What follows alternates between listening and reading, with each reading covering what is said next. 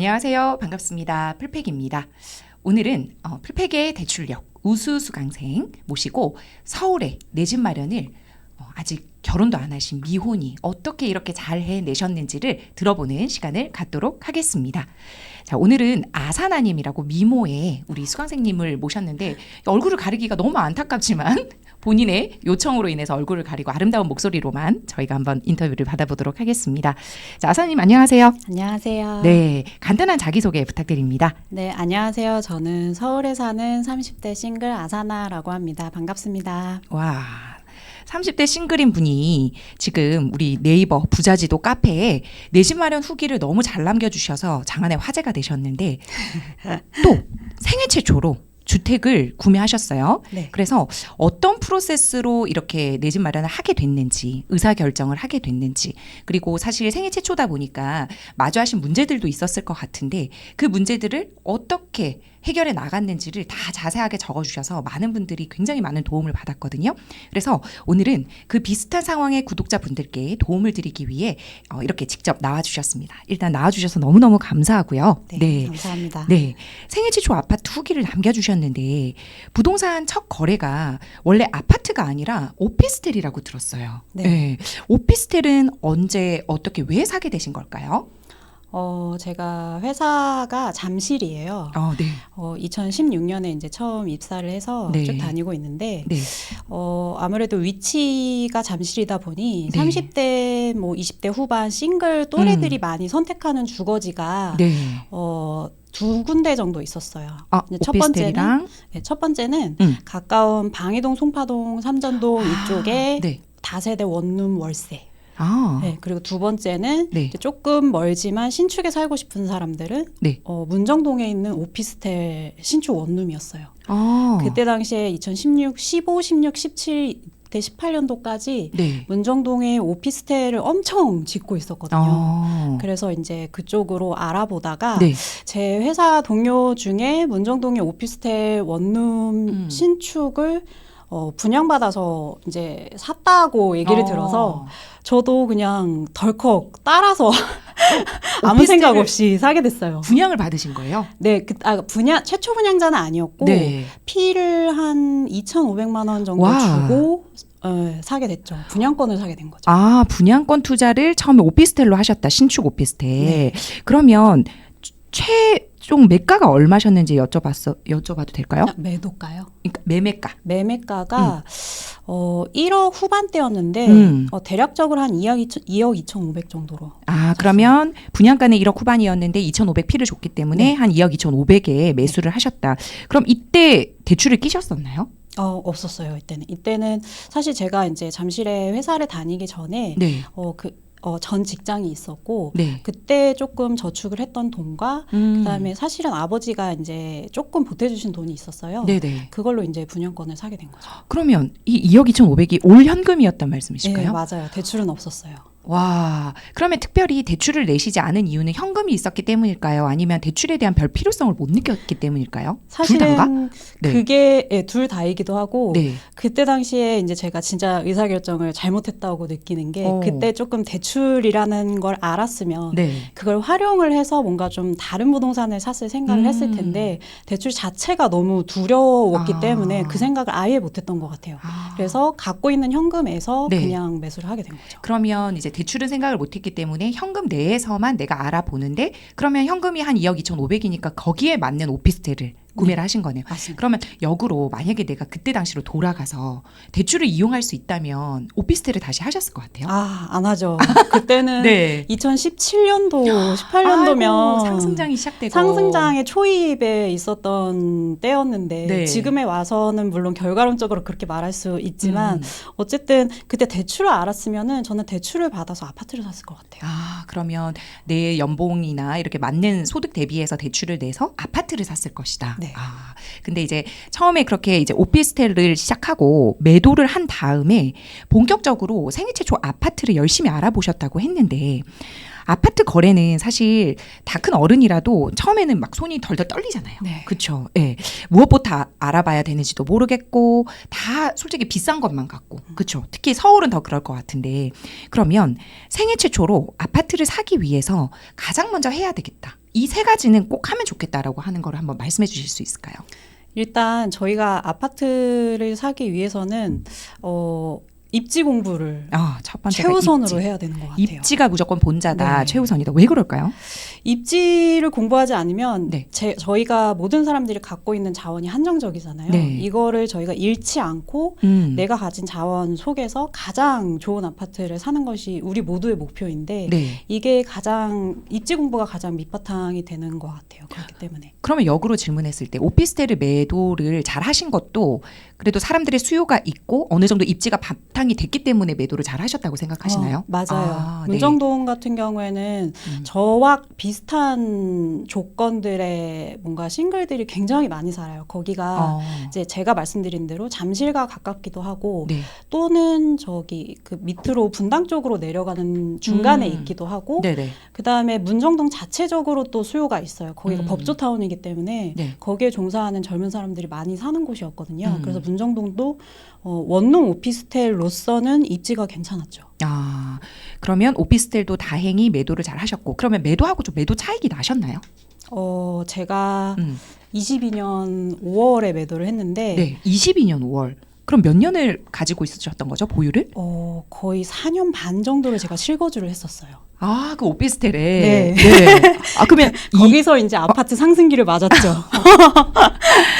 그럼 2억 2,500에 매수하시고 매도가가 얼마인지 혹시 여쭤봐도 될까요? 매도가는 2억 7,500에 했어요. 근데 거기 그 오피스텔에 네. 전고점이 2억 8천이에요. 그래서 저는 진짜 적절할 때 다행히 잘 나왔어요. 그래도 뭐 마이너스를 치진 않았지만 네. 그 당시의 상황이 상승장이었기 때문에. 맞아요. 그렇죠. 2억 2,500이면 상당히 많은 돈이고 그 당시면 더 많았던 돈인데 조금 아쉬운 부분이 있었을 거예요. 그래서 오히려 더 이번에는 내가 아파트를 잘 사봐야겠다 이런 마음이 드셨을 수도 있을 것 같은데 여러분 여기서 꿀팁 하나. 지금 오피스텔을 한번 매도한 이력이 있는데 생애 최초 아파트로 내 집 마련을 하셨단 말이에요. 어떻게 그게 가능할까요? 오피스텔을 한번 매도한 기록이 있는데. 저도 이것 때문에 그 생애 최초 대출이 제가 해당이 되는지 그게 참 궁금했거든요. 네. 근데 이제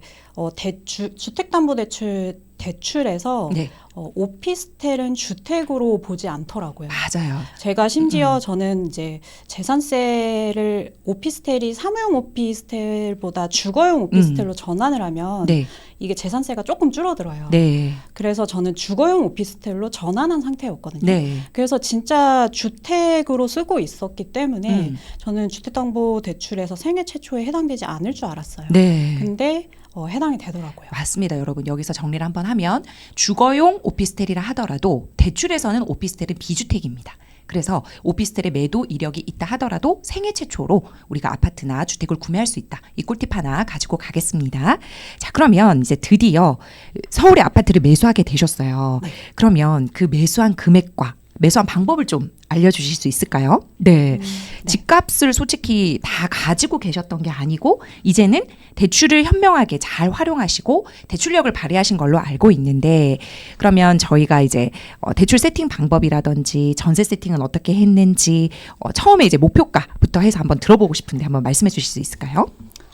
저는 현금이 이제 오피스텔 매도한 것과 네. 그다음에 한 4년 반 정도 제가 저축을 한 거 저축력. 포함해가지고 네. 한 4억 정도가 있었어요. 와. 4억 정도 있었고 네. 그다음에 DSR 40%를 했을 때 네. 대출이 한 4억 정도 나오더라고요. 그래서 네. 이제 처음에는 가용한 자금을 8억이라고 생각을 했어요. 왜냐하면 대충 전세가율을 50%로 잡았을 때 네. 8억이라고 생각했고 네. 그다음에 전세가율 50%로 잡았을 때 8억에다가 8억을 더하면은 4억에다가 4억을 더 4억에다가 4억을 더하면 8억이 나오니까. 네. 그리고 거기다 부대 비용 정도를 빼고 이러면 한 14억 정도로 매수를 해야겠다라고 생각을 했었거든요. 그러면 여기에 여러분 보통은요 본인이 현금을 가지고 대출이 있으면 14억까지 생각을 못하고 8억에서 머뭅니다. 근데 아사나님은 대단한 게 뭐냐면 여기에 전세 보증금 레버리지까지 사용하실 생각을 하신 거예요. 그러니까 보통은 내가 현금 4억 있어. 그리고 은행에 가봤더니 내 DSR로는 4억이 이제 대출이 4억까지 나오대. 그러면 총 8억이 있네라고 생각을 하고 좀 무리를 하더라도 8, 9억대 아파트를 마련하기 시작하고 알아보기 마련인데 우리 아사나님 같은 경우에는 여기에 좀 더 전세 레버리지까지 쓸 수 없나라고 생각을 하시고 매수가 자체를 높이신 거예요. 그래서 매수가의 이제 전세에는 한 5억 정도로 높이셔서 첫 목표 매수가가 14억대. 그렇죠. 맞습니다. 근데 이제 최종적으로는 얼마에 매수를 하신 거죠? 최종적으로는 13억 4천 마련을 했는데요. 네네네. 그 이유가 뭘까요? 원래 네. 14억대를 살 수도 있었는데 사실 이제 전세를 높게 받거나 이렇게 전세 세팅을 잘하면 네 어떻게 왜 변경 이유가 뭘까요? 이게 이제 헐월쌤한테 네. 매물을 들고 가서 여러 번 여쭤봤어요. 그때 이제 선생님께서 네. 이게 투자를 하고 나서 마음에 여유가 없으면은 잘한 투자가 아니라고 말씀을 하시더라고요. 맞습니다. 잘한 투자는 내 마음에 평안이 옵니다. 맞아요. 네. 그리고 이제 여유 자금이 어느 정도 있어야 되는데 뭐 경우가 여러 가지가 있지만 뭐 집값이 떨어져서 KB 시세가 낮아지면 대출 일부를 상환해야 되게 될 수도 있고 네. 혹은 2년 후에 역전세로 전세 보증금 일부를 돌려줘야 될 수도 있고 그다음에 2년 후에 세입자가 이제 갱신권을 안 써서 네. 제가 만약에 새로운 세입자를 들여야 한다면 이미 이제 저는 대출이 있는 상태이기 때문에 네. 전세가를 이제 시세보다 훨씬 낮춰야 될 경우가 발생할 수도 있어서 네. 그런 모든 상황을 고려했을 때 네. 너무 꽉 맞춰서 사는 것보다는 자기가 가진 자금보다 조금 여유 있게 하는 게 좋겠다고 말씀하셔서 네네. 조금 13억 초반 중반 정도의 아파트로 목표 매수가를 낮췄습니다. 너무너무 운용 자금을 잘 파악을 하신 겁니다, 여러분. 그러니까 본인의 현금이 얼마까지 운용이 될 수 있는지, 그리고 최대로 내가 대출을 얼마를 받을 수 있는지, 그리고 부대 비용까지 넉넉하게 생각을 하셨고 전세가율도 한 50% 정도로 생각을 하시고 나중에 집값이 떨어질 경우 그리고 역전세가 일어날 경우 여러 가지 상황을 고려를 하셔서 본인의 매수 가격을 13억대로 맞추신 거예요. 자, 그러면 목표 단지가 좀 나왔을 것 같은데 어떤 단지인지 알려주실 수 있을까요? 일단 그때 당시가 네. 약간 약반등하는 시기였어요. 네, 23년 언제였죠? 7월, 8월 정도에 제가 이제 매물을 찾으러 다녔는데요. 네. 23년 상반기 때는 굉장히 시장이 안 좋아서 네. 거래 자체가 없는 완전 그쵸. 얼음기였거든요. 근데 여름이 되면서 금매가 쑥쑥 빠지고 네. 오히려 이제 매도자들이 호가를 조금씩 올리는 상태였어요. 맞습니다. 그래서 일단 그 호갱노노에서 실거래가를 볼 때 제가 목표한 매수가가 13억 초중반이었잖아요. 네네. 그래서 한 13억대로 맞추고 왜냐면은 그 호가는 조금 더 높을 거니까. 네. 네, 그래서 이제 단지를 조금 찾아보기 시작했어요. 그러면 혹시 한 3-4군데를 고르셨나요? 어떤 걸 알아봤는지 아파트명도 혹시 말씀해 주실 수 있을까요? 맨 처음에는 조금 범위를 넓게 두고 네. 레미안 크레시티 동대문에 있는 동대문에 있는 거기에 84랑 네, 34평. 그다음에 네. 이편한 세상 금호파크힐스 5구 5구면 25평. 네. 그리고 이제 부가연에 네. 이편한 세상 신촌 거기도 5구요. 네. 그다음에 고덕 강동구의 고덕 그라시움 5구.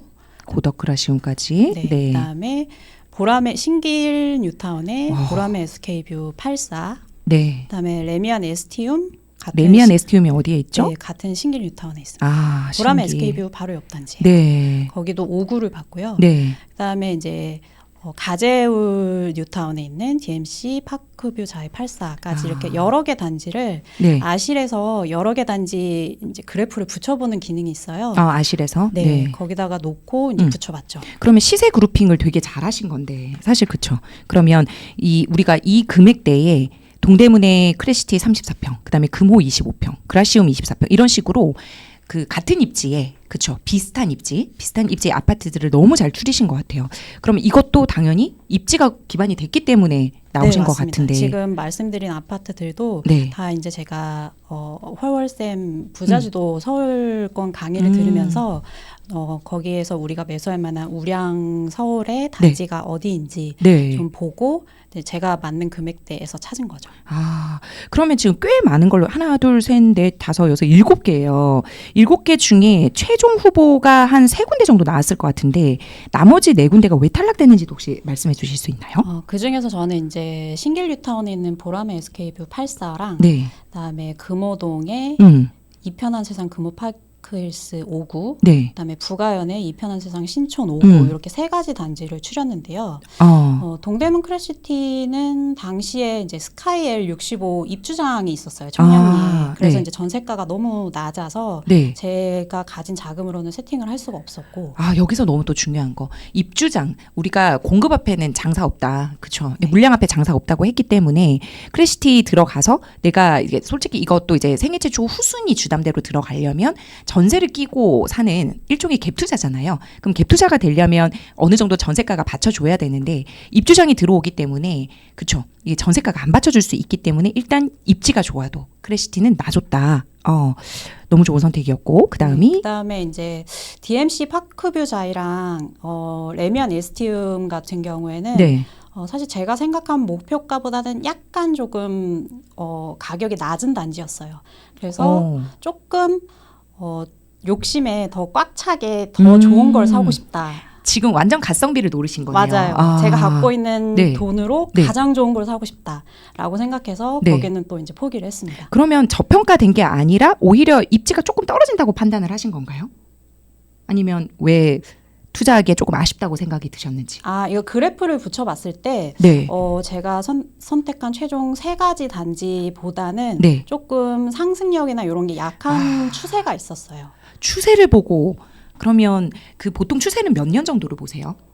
사실 네. 이 아실의 기능으로 보면은 전체가 다 나오기는 하지만 네. 최근에 상승장이 2016년, 17년 정도부터 시작을 했잖아요. 네, 네. 그리고 거의 전고를 찍은 게 21년 9월, 10월, 11월 그쵸. 이 정도이니까 그때의 추세를 보면은 이 아파트의 가능성은 여기까지겠구나.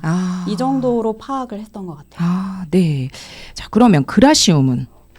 그라시움은 네. 23년 7월에 이제 제가 보고 있었기 때문에 네. 이때 매수를 하게 되면 네. 만기가 이제 2년 후가 25년 7월인데 네. 내년 7월인데. 네, 맞아요. 그때 당시 생각으로는 네. 둔주 입주장이 그때는 지금은 24년 12월로 당겨졌지만 네. 그때는 25년 1월이었어요. 맞아요. 그래서 둔주 입주장이 1월부터 시작이 되면 물론 그 전부터 전세 나는 시작이 되겠지만 너무 세대가 많으니까 네. 한 6개월, 7개월 가지 않을까? 이게 언제 끝날지 저도 확신이 없는 거예요. 강동구 전체를 흔들 수 있다. 맞아요. 만세대가 들어오니까. 네. 그리고 이제 네. 입지가 둔주가 더 좋으니까 네. 그라시움에서 이제 빠져나간다. 세입자들이 그래서 이쪽으로 둔주 쪽으로 넘어오는 사람이 많을 것 같아서 그래서 조금 좀 두려워서 포기를 했던 것 같아요. 야, 근데 이 모든 게 다 입지가 기반이 된 선택이에요. 그러면 최종적으로 아까 말씀하신 보람의 SK뷰가 남았고 이편한 금호, 그다음에 이편한 세상 신촌 이렇게 네. 남았는데 자, 그러면 어떤 식으로 진행을 하셨을까요? 이 세 개에서? 그래서 이제 아까 그 아실 그래프 붙여보기에서 네. 세 가지 단지를 이제 붙여봤어요. 네. 그랬더니 이제 물론 비슷하긴 하지만 그래도 미약하나마 더 좋은 것들이 보이더라고요. 보람의 SK뷰 84가 네. 아무래도 이제 34평이다 보니까 네. 조금 정고점도 더 높았고 그랬던 면이 있었던 것 같아요. 네. 그래서 첫 번째 최우선 순위는 보람의 SK뷰 84, 네. 그다음에 두 번째는 네. 이편한 세상 금호, 네. 그다음에 세 번째는 이편한 세상 신촌 이렇게 우선 순위를 놓고 좋은 것부터 순차적으로 매물을 찾아보자 이렇게 생각했습니다. 그랬구나. 자, 그러면 보람의 SK뷰로 이제 갔을 때 매물을 좀 좋은 거를 받으셨었을까요?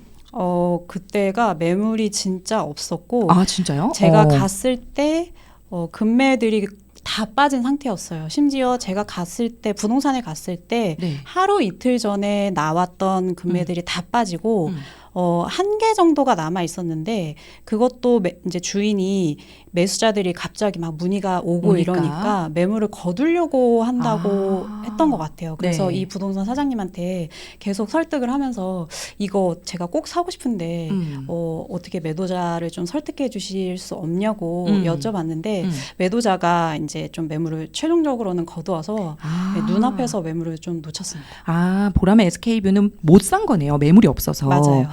그러면 이 편한 세상 금호 파크힐스는요? 이것도 이제 처음에 본 매물이 네. 완전 로얄동 로얄층이었어요. 그래서 RR. 이게 이제 매도 호가가 네. 13억 5천을 주인이 부르더라고요.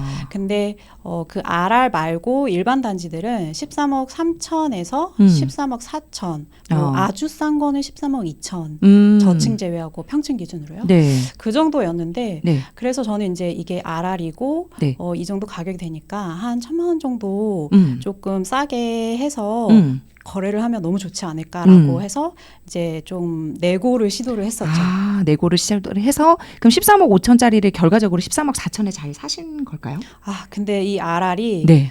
내고가 되지 않았을 뿐더러 어머. 주인이 네. 그 눈앞에서 제가 그러면은 내고를 안 해주셔도 좋으니 거래를 하자라고 했어요. 네. 근데 13억 5천도 거래를 안 하고 매물을 바로 거두더라고요.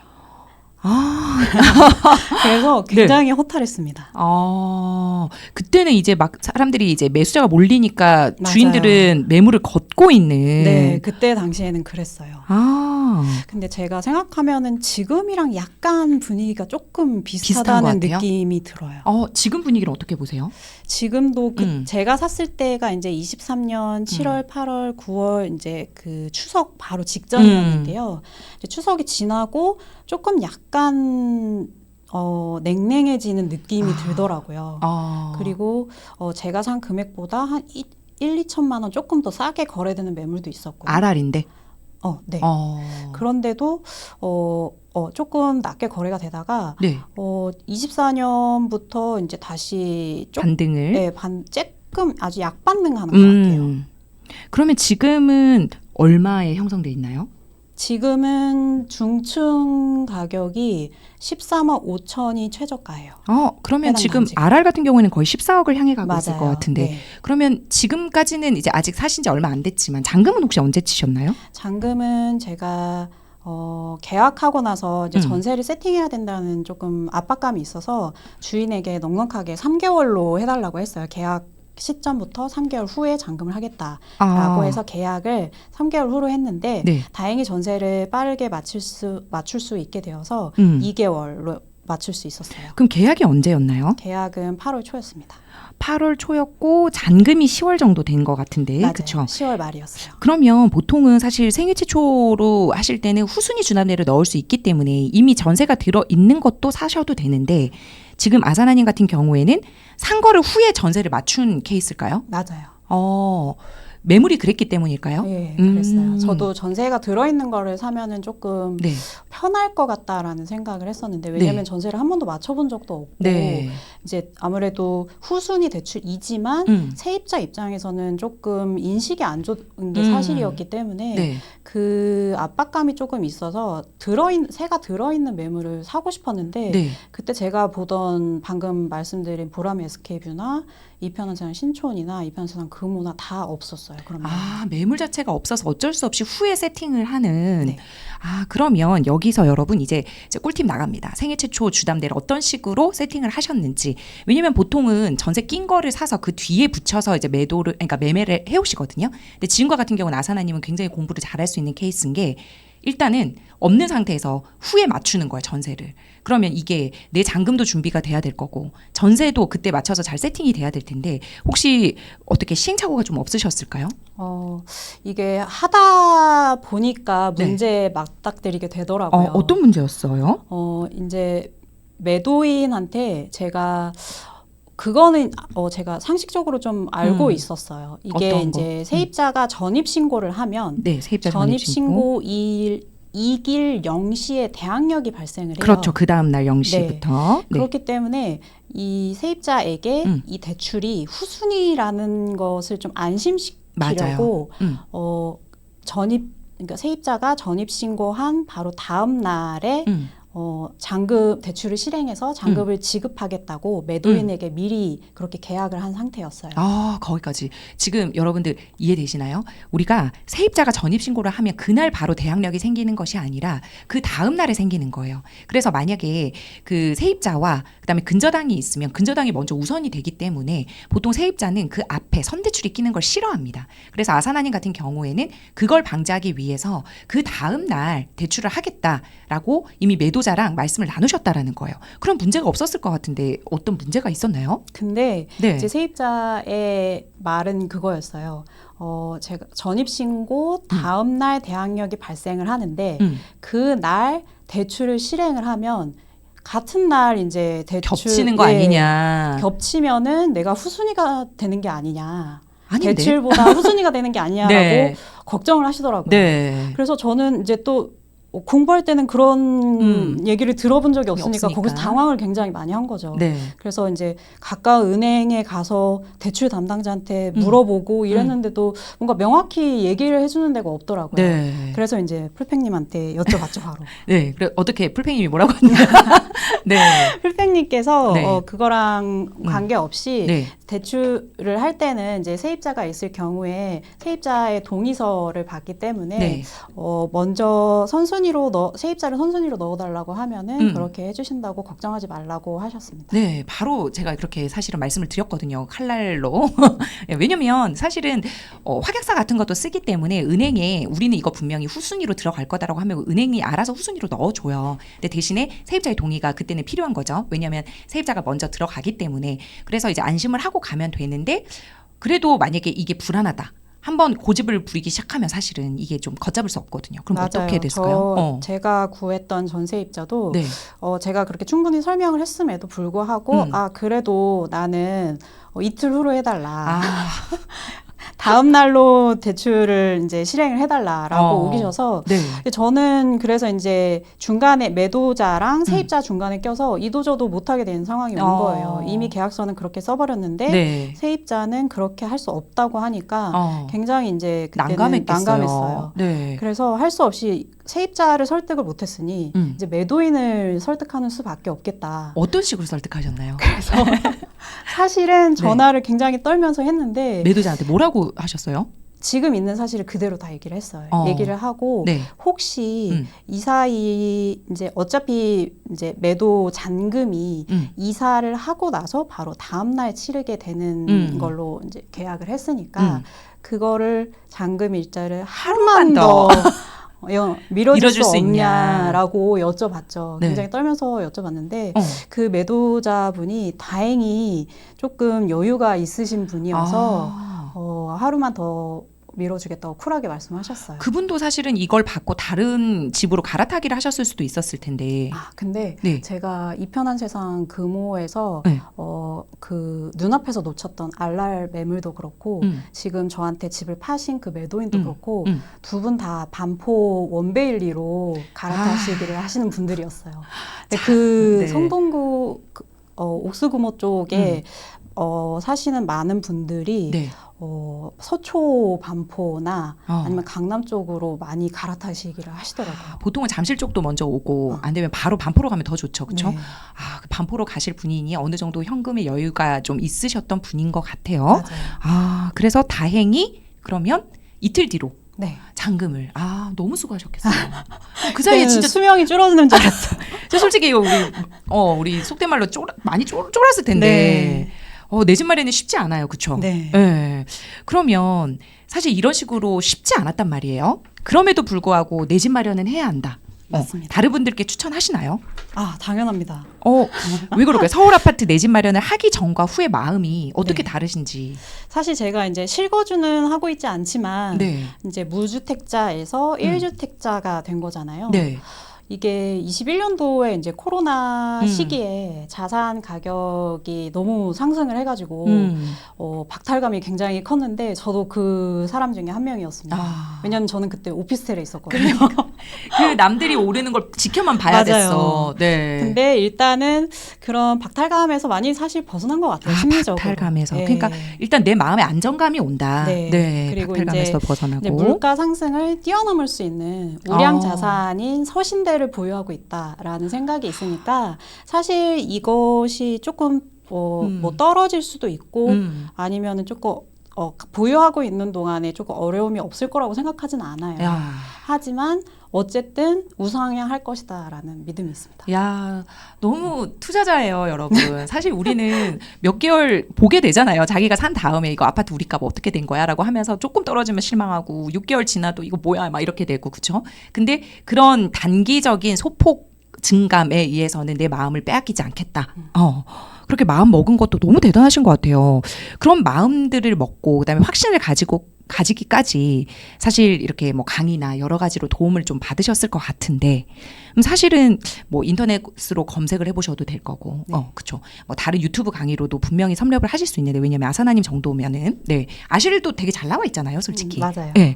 근데 작년부터 사실 헐월님의 서울 수도권 강의를 5, 6월에 들으시고 또 바로 정규 대출 강의 들으시고 또 이어서 끝나는 게 아니고 여러분 또 7, 8월에 또 서울 수도권 또 들어요. 그리고 또 9월에 또 들어요. 그래서 모든 헐월 선생님의 강의와 그러면 거기까지 해도 되잖아요. 근데 또 10월에 제 대출력 정규를 2번째로 또 듣습니다. 그리고 또 특강을 또 들으시고 아니 도대체 이렇게 꾸준히 수강하는 이유가 뭔지 어떻게 도움되었는지도 나눠주시면. 부자지도 서울권이나 대출력 같은 경우는 제가 정규 강의를 2번이나 들었는데 그 이유는 일단은 제가 너무 초보이기도 하고 처음 들을 때는 무슨 말인지 사실 잘 몰랐어요. 대신 이제 선생님들께서 다 기초부터 차근차근 설명을 해주시기 때문에 기초를 좀 쌓자라는 생각으로 전체적인 숲을 본 것 같아요. 사실 세세한 단지들을 다 외우지는 못했어요. 대출력도 마찬가지고. 근데 이제 2번째 재수강을 할 때는 내가 지금 돈이 있으니 이 아파트를 사고 싶다. 근데 뭘 살 것인가 라는 거를 생각하면서 듣는 재미도 있었고 아는 만큼 들리니까. 네, 그리고 대출력 같은 경우에는 여러 가지 대출의 종류가 있지만 나에게 해당되는 대출이 생애 최초다. 근데 이것을 어떻게 활용해서 아파트를 살 수 있을까? 세팅할 수 있냐? 네, 이런 것들을 생각하면서 들으니까 더 쏙쏙 와닿더라고요. 근데 진짜 그거를 실제적으로 해내는 분은 사실 몇 분 안 계시는데 이렇게 사실 제가 예전에 민트블루님도 그렇고 하하대지님도 그렇고 우리 이렇게 아사나님까지 해내는 수강생들을 만날 때마다 굉장히 뿌듯합니다. 강의하는 굉장히 보람이 있구나. 그리고 이렇게 그냥 흘러가는 지식으로 내버려 두지 않고 대출력과 입지력을 잘 활용하시는구나 생각하는데 아사나님이 이 카페 후기에 맨 마지막에 적어주신 말도 굉장히 핫했어요. 네, 헐월님이 말씀해 주신 거를 가져오셨는데 한번 말씀해 주시겠어요? 헐월님이 이거는 이제 제가 7, 8월에 매수를 하고 나서 잔금하기 전 2개월 동안 부자지도 수도권 A 강의를 하셨어요. 그때 이제 제가 말씀드렸다시피 7월, 8월에는 약 상승기였기 때문에 수강생이 엄청 많았거든요. 맞아요. 그때 강의실이 터져 나갈 것 뻔했어요. 같았어요. 네. 근데 9월 이제 추석이 지나고 약간 냉랭해지기 시작하니까 아무도 없는 거예요. 그렇죠. 강의장부터가 다르죠. 분위기가. 그래서 수도권 A를 기대를 딱 하고 왔는데 생각보다 너무 수강생이 적어서 좀 놀랬거든요. 그때 선생님이 딱 하신 말씀이 제 머릿속을 딱 박히더라고요. 뭐라고 말씀하셨냐면 투자 후에 이제 시드가 떨어지면 한동안 공부를 놓는다고 하시던데 그게 진짜 그 현장 분위기랑 똑같았어요. 강의 현장 분위기랑. 근데 그동안 우리는 더 열심히 다음 스텝을 준비를 해야 되고 그다음에 우리가 이제 투자해 놓은 그게 열매를 맺으면 우리가 그 공부를 하는 동안에 바로 그 다음에 뭘 해야 될지 머릿속에 딱 있어야 계획이 있어야 된다고 말씀을 하셨어요. 천천히 가는 걸 두려워하지 말고 가다가 멈추는 것을 두려워하라. 맞아요. 이런 속담도 있는데 그거에 대해서 그러면 우리 아사나님의 향후 계획 한번 들어봐도 될까요? 저는 지금 소득은 적지만 안정적인 직장을 다니고 있는데 사실은 공무원이에요. 공무원인데 아니 솔직히 4억 대출 나오면 그렇게 적은 연봉이 아니거든요. 그것도 사실 왜냐하면 부부 합산도 아니고 본인 연봉으로만 지금 4억이 나오는 건데. 제가 좀 오래 다녔기 때문에 연차가 있으신데. 그런데 이제 지금 계획은 올해 안에 휴직을 하고 조금 사업을 한번 해볼까 합니다. 실사업 말씀하시는 걸까요? 그래서 아주 오래전부터 사실 부동산을 공부한 지 약 3년 정도 됐는데 공부를 하면서 자본주의를 알게 되면서 그리고 아파트를 알게 되면서 생각을 꾸준히 하기는 했어요. 사업을 한번 해봐야겠다. 여기서 멈추면 안 되겠다라고 생각을 해서 더 나이가 들기 전에 한번 실패하더라도 시도를 한번 해보고 싶어서 그런 계획을 갖고 있습니다. 시도하지 않는 게 실패죠. 가만히 맞습니다. 있는 게. 근데 이미 너무 성공 가도를 가지고 계시고 너무 멋져요. 그러면 이제 사업자 대출을 통해서 네. 여러 가지의 또 이제 매출을 일으키게 되면 실사업자시니까 또 정책자금 대출도 노려보실 수 있을 거고. 선생님 그렇죠? 수업을 한 번 더 들어야 될 것 같아요. 아니 이미 너무 똑똑하셔가지고 왜 자꾸 오시는 사업자 대출 부분을 조금 잊어버린 것 같아요. 그래요? 네. 또 언제든지 업데이트 하러 오시면 됩니다. 자, 그러면 우리 소득이 적어서 내 집 마련을 포기하고 있는 30대 직장인들 그리고 주변의 동료들, 친구분들에게 마지막으로 해주고 싶은 말이 있다면? 사실 공무원 월급도 음. 많지 않아요. 많지 않아서 저도 이제 대출이 아무래도 있다 보니까 그거에 대해서 좀 부담스럽기도 하고 그런데 네. 저는 대출을 두려워하지 않으셨으면 좋겠어요. 두려움부터 버려라. 그 지렛대를 사용하면 생각할 수 있는 것보다 훨씬 더 좋은 집을, 더 좋은 자산을 마련할 수 있는 것 같아요. 그렇죠. 대출력을 이용하면 입지가 달라진다. 네. 그렇죠. 입지의 퀀텀 점프가 가능했을 것 같고. 저도 대출 네. 3억이 없었으면 아마 갭이 4억짜리인 아파트를 보고 있었을 건데 그러면은 서울에 괜찮은 아파트를 살 수 없을 거라고 생각해요. 그럼요. 지금 서울의 서신대 여러분, 서울 신축 대단지 아파트는 실패하지 않는 투자다. 안전한 자산이다라는 말도 있잖아요. 물론 아무데나 사면 안 되지만 입지가 기반이 되는 그런 신축 대단지라고 하면 무조건이라고도 이제 말할 정도인데 그거를 지금 결혼도 하시기 전에 이렇게 해내신 것만으로도 너무너무 대단한데 마인드 자체도 들어보니까 너무 대단한 것 같아요. 역시 그 부자는 부자 그릇에 맞게 담긴다는 그런 생각이 들었습니다. 오늘 아사나님 나와주셔서 너무너무 감사하고요. 감사합니다. 앞으로도 자주 찾아뵀으면 좋겠습니다. 감사합니다. 네, 감사합니다.